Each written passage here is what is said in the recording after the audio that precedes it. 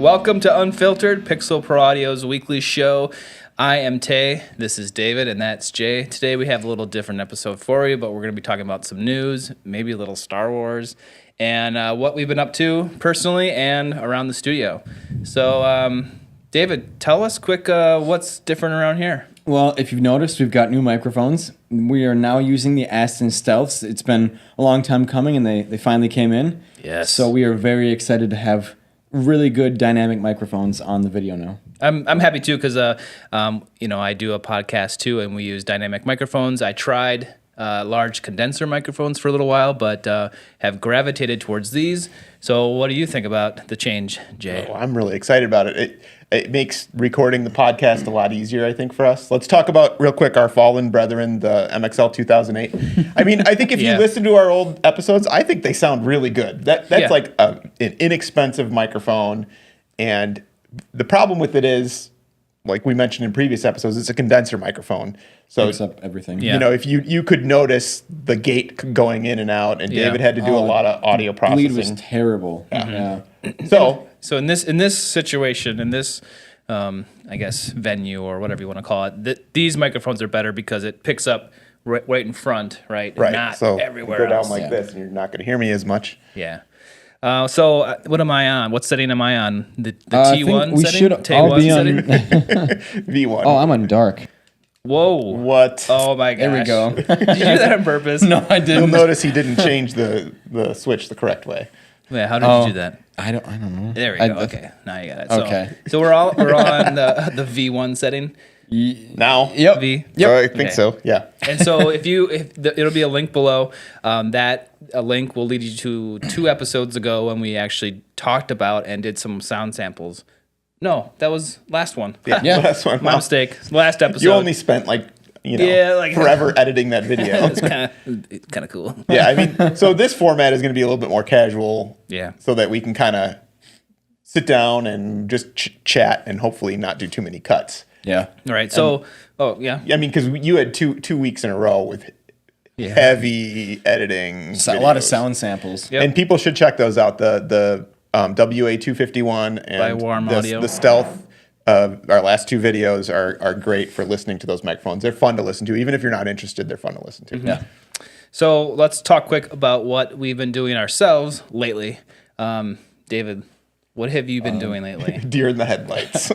I've been recording a lot of bands. I've got a punk band in right now, a funk band, and a hard rock band. Okay. Also working on my own stuff. And then I also modded 2 channels of my PM1000, so I'm up to 3 now. Yeah. So if you're recording a punk band, I'm just curious the David philosophy. How does that differ from a metal band? Like recording drums, what does your microphone setup look like? Actually, drums are the one thing I'm very consistent about. I use a kick-in mic, snare top and bottom. The only difference is if they have 3 toms, I do only the tops and the bottom of the floor tom. If they have 2 toms, I do top and bottom of each. Madman. I've never mic'd the bottom of a tom. It's really cool. I really like it. I guess it's worth trying, right? Yeah, Might as well if definitely. you have the mics or something. Sure. Yeah. You got to use good mics that don't catch a lot of bleed because they're facing up. So. Sorry to interrupt. All right, so are you like when you're recording punk? Then I assume from all of the microphones that you're going for more of like a pop punk kind of sound with heavily produced drums.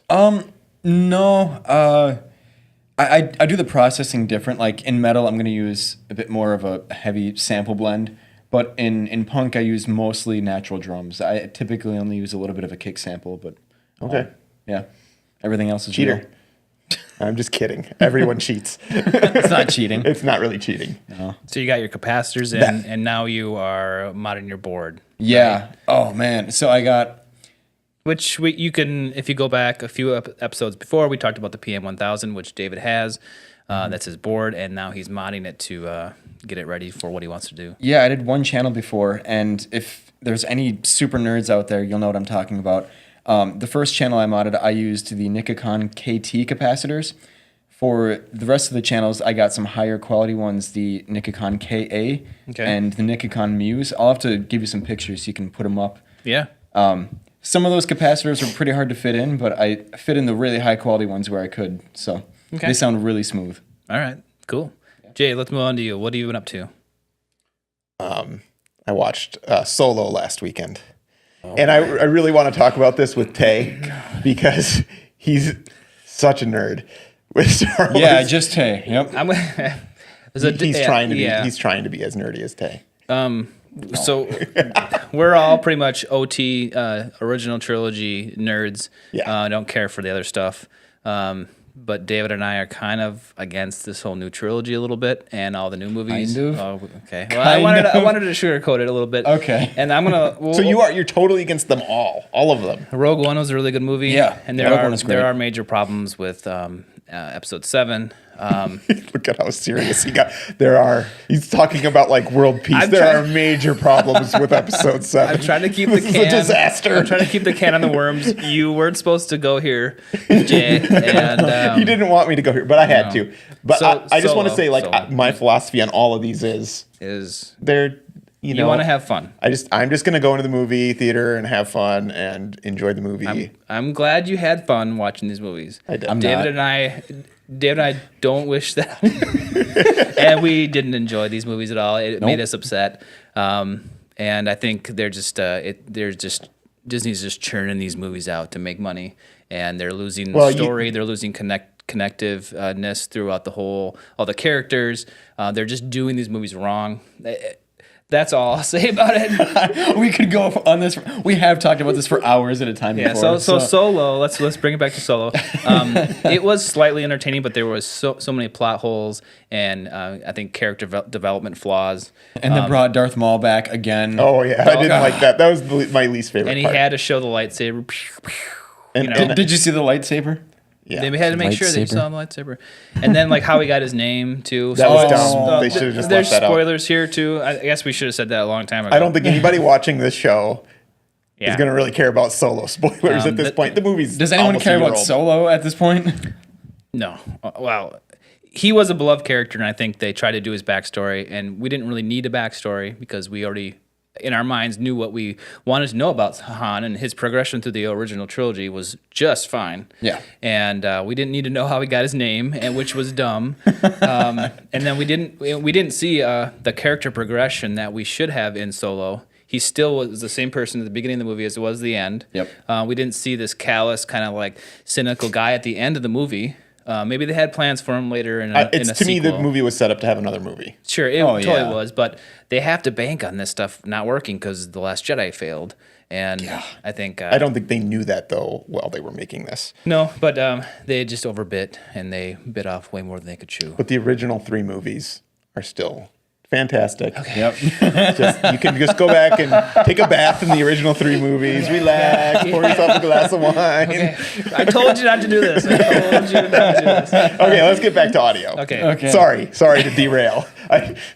Have you? I knew he would get passionate, but Okay. noticed I was quiet. Did you decide on a microphone that you're gonna get? I brought the Stealth home. I think we mentioned that in the last episode, but I brought my baby home yesterday. Yes. And I haven't used it yet. Oh, he's too busy watching bad movies. Is it on your desk at least? Do you see it? Well, the box is on my desk. I need to get a stand for my desk. Is it in a glass case yet? No. Yeah. Okay. And then, so New Gear's resolution episode we did a while back, last month. These things are still in operation, still in kind of into. I've gathering lost mode. my first 10 pounds. I brought the microphone home. Get it? Yes. Right. That was pretty good. Yeah, I thought, come on. That was pretty good. For me, didn't think I've been doing a lot of shoveling. It's been Oh my really gosh. bad around here. We're up in Wisconsin, and it's horrible. But otherwise, podcasting for me, it's actually the NFL's off season. So in the Green Bay Packer podcast that we do, it's kind of in the off season. So we kind of take a little break here. So I've been having a few weeks off, and I usually use this time to kind of revamp things. On the digital side too, like with websites and social media, trying to revamp stuff like that. Also, audio-wise, I try to kind of like see where I'm at. Do I need to make any adjustments? Should I just reset everything? It's happened before. Yeah, it's just like sometimes you just get the cat's on the controls or like something, and you're like, what did she just do? Chewing on the power cables. She's chewing on the knobs, like tweaking stuff, and so sometimes you just got to go. All right, I'm starting over. You have to pick a time to do that, and I think that's okay to do. So I think that's coming up soon here. Yeah. I think we're recording tomorrow, and then I will probably do the reset. Nice. So that's what I'm going to be doing. Make it louder. Make it louder? Just a little bit louder. What do you mean? I cranked that up. Okay. No, it's good feedback. So when you're making your adjustments, are you able to do those on your own? I know initially you had David help you with that. Mm-hmm. Right now, I can do levels. I can see where the averages are hitting, and I kind of like try to even everything out before I process, and then I add in the compression, and I add in the limiters to bring up the volume. How do you determine then your final levels? I turn everything on, and I see the master output, and I see where those are hitting. And sometimes they hit 0 dB, but sometimes they don't. It's just underneath it, and then there's an average on the level, and that's hitting right around 12 to 8 decibel or minus 12. That's actually pretty loud. That's where I want it. Yeah. So, I mean, maybe I'm not hitting that every time, but that's where I'm targeting. So I that's what I can do. When it comes to compression and EQ, I'm a little bit, novice about that. So that's where I hook up with the experts here and ask their opinions. One thing you could do is if you had like a base level, and you could compare your previous episode to the volume, to the apparent, because when you listen to it with your ears, you can hear an apparent volume, and if you turn it down really low, then you can kind of really quickly tell if the level is off compared to the previous episode. Yeah. I mean, that's probably what I would do. I know that we haven't done that with this, and it's kind of like a last minute afterthought, but hopefully people aren't listening to this while they're working out. Yeah, I'd be curious to see what, this seems so rudimentary, so basic, but it's a problem that everyone will encounter eventually. Mm-hmm. And I'm curious as to what other people do or what they, I know there's stuff and information out there about it, but yeah, I'd love to know if there's other people who are doing podcasting. What do you do to make sure that you have that final consistent level? Because I think that's important. Yeah. Mm-hmm. So that's a lot of podcasts I listen to are very inconsistent. Yeah. Yeah, and that's what early on you said your podcast is too quiet, and I was like, oh, okay, so I gotta change that. So then I asked you guys, and then you showed me how to do it, and then now I'm concerned about it every time, or I'm like, okay, it's good. I gotta get it up there, because I want it to be loud. You can always turn it down, right, or whatever, but so there you go. I mean, radio, this kind of talk stuff is usually compressed, just brick wall limited, super compressed. So you can't really go wrong there. Right. So we've come out of NAMM 2019 last month, and we kind of previewed a bunch of stuff we saw at NAMM. We kind of previewed some items that are coming out. But is there anything new right now you want to just touch on to tell people out there that's coming out? We didn't really talk about the API stuff. We're not API dealers, but I think that it's their 50th anniversary this year, and so they're coming out with some interesting new reissues. They've got the expanded box console, which is the box console with extra inputs. I think it originally had 4, and now it's got 8. Yep. And it's got instead of 2 500 series slots, it's got 8 slots, which I think is kind of cool. Yeah. But it's expensive, $16,700 some dollars. Plus it comes unloaded, so you've got to load in the modules. Yeah, so you're talking quite a bit of money. Yeah. What is this a mixing console? I think it's a summing console, like a mixing console. Oh, a summing? Yeah. Okay. And then they also announced 2 limited edition anniversary modules, the original, the 550A and the 312. And they're making 50 of the 550A and 150 of the 312. So if you want the 550A, it's probably going to be pretty hard to get. Yeah. They're $2,000, so they're not cheap. And the 312 is $1,500, so again, not so cheap. But it's interesting, and it's pretty cool that a company like API has made it 50 years, I think. Yeah, definitely. Okay. What else you got? I got my little notes down here, so I am reading down here. They're hand wired, those modules. So that's how they used to make them. And it's a cool thing that they're doing that. Yep. Nice. Yep. The other thing I want to mention is that we got our first shipment of D'Angelico guitars in. Yes. Got one here. So kind of bring it up here. This is a really nice, pretty one. Yeah. This one is actually sold already, but I just wanted to kind of show off the D'Angelico guitars. David, do you know the history much of? A little bit, yeah. So in 1932, the D'Angelico shop had opened, and there was 2 or 3 people working there. They would hand make every guitar. They made about 35 a year, and they were known as one of the best guitar makers, archtop guitar makers in the 20th century. And then in 1964 or something, D'Angelico himself, he died at 59 due to heart failure. And the company had sold to like a different, like Diakito or something like that. Sorry if I butchered that. And then in 2011, they saw that there was interest from them to come back, so they started making guitars. Yeah, I mean, the original D'Angelico guitars were ridiculously expensive. Yeah. They were very rare, very hard to get. Yeah. And I'm just really excited to have them in. I think they're awesome guitars. I think they're not only do they sound and play great, but they're like works of art. Yeah. Everything. Like even like the detailing on the tuners, like this Art Deco detailing. And I was just going to mention that. I love Art Deco, and that's the style that they do a lot of their hardware in and all the accessories on there. And it's really, really sharp looking. And they're great. And you know, this is kind of the guitar type they're known for, but they have ukuleles and acoustic guitars. And we got one of the acoustic guitars in. Actually, we got a few of them in.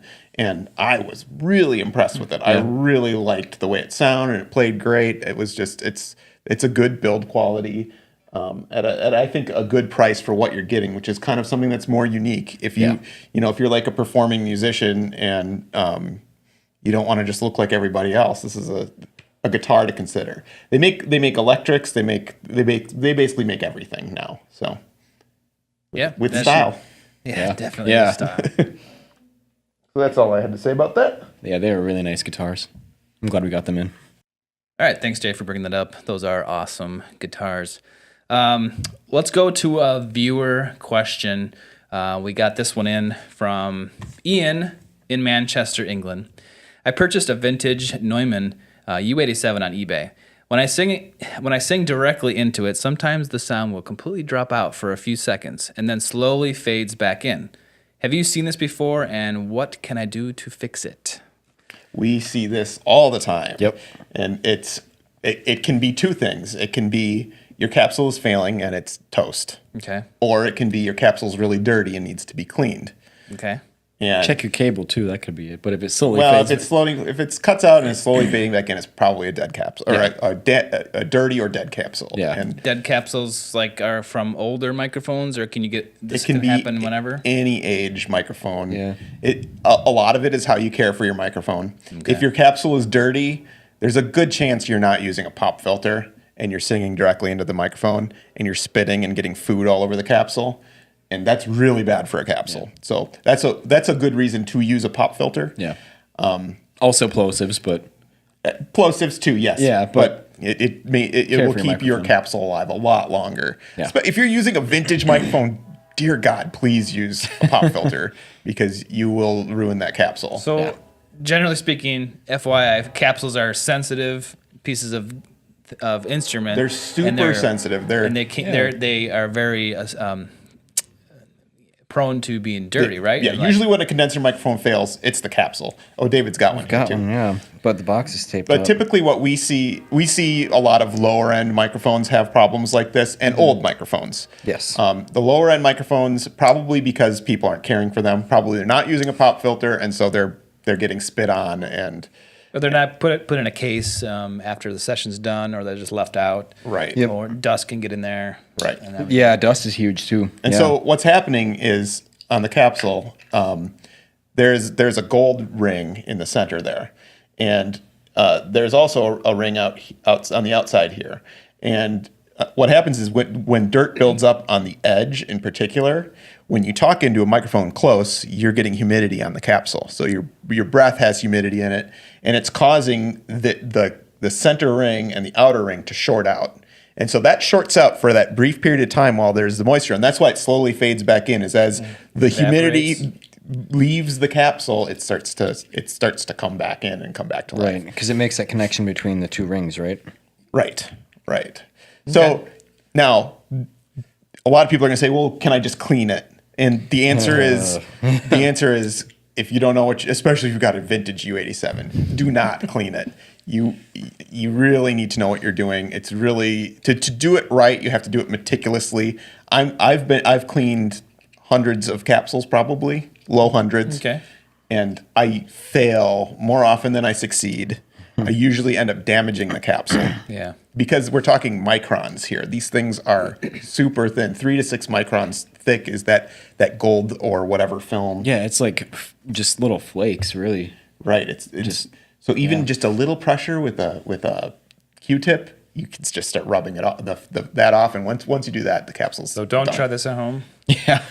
I mean, if you have a really cheap microphone that isn't worth putting a new capsule in, then go for it. I mean, if the capsule's trashed, go for it, But if it's a vintage U87, I would, first of all, I'd look at the capsule. If you see that the gold film is all intact, there's no spots missing on it, then I'd probably look at getting it cleaned, professionally cleaned.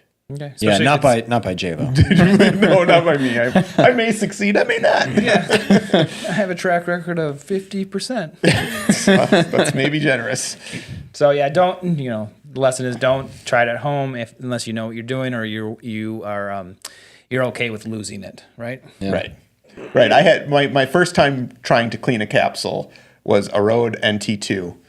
And thank God it was an NT2 because Rode fixed it for free. But even though I trashed the capsule and that was obvious, they still fixed it for free. And I just thought, I read that's, and I'm like, I can clean that. So I took some rubbing alcohol and I took some paper towel and I'm just God. and the whole thing just rubbed off. I'm like, that's weird. That was a really thick layer of dirt, right? And I'm like, hey, this thing doesn't work at all anymore. That's weird. Yep. So, and then you are able to, on a condenser microphone, replace the capsule itself. And that's what you had there, right? Yes. You had This a is a replacement capsule. And that you can do, and they make different kinds of that. So if you're nerdy and you want to get into that kind of stuff, that there are options for you like that to actually replace the capsule. But or again, mod it. That's a level above beginner or intermediate. Right. This is This is a multi-pattern capsule because it's got a front and it's got a back. Both with wires attached. And you can see, you probably can't see it in the image, maybe we'll do a close-up, but you can see the gold film on both sides. And typically on cardioid only, it's just one side, and there's nothing on the back. Okay. Right. Great. So that's kind of it. So thanks, Ian. So Ian, There's a long answer. yeah, well, I think it's kind of a cool thing to talk about. Oh, definitely. Definitely different layers to that answer. How it happens, what to do about it, and should you do anything about it yourself? Or not. I mean, a vintage U87, go get that thing fixed. Yeah, professionally. Yeah. It's worth it. All right. Well, thanks, Ian, again. And if anyone else has a question they want to throw out to us, please do so. We love questions, and we look forward to answering them or researching them and then getting back to you about it. Yeah. Send us more studio maintenance questions. I like Yes. Yeah. Those are fun. We're not professionally trained or anything, but hey, It's fun. We've learned some things over the years. Yeah. Yeah. All right. Well, thanks, guys, for sharing all your thoughts today. And we will be back next time around the drum. Hey, Tay, Yeah? do you want to win some free gear? Yeah. Too bad you can't. But you can. David, tell them how. All you have to do is go to pixelproaudio.com/all-access and subscribe to our newsletter. By subscribing, you're entered into all of our quarterly giveaways from now until the end of time. And you'll be notified when the new Unfiltered episode comes out.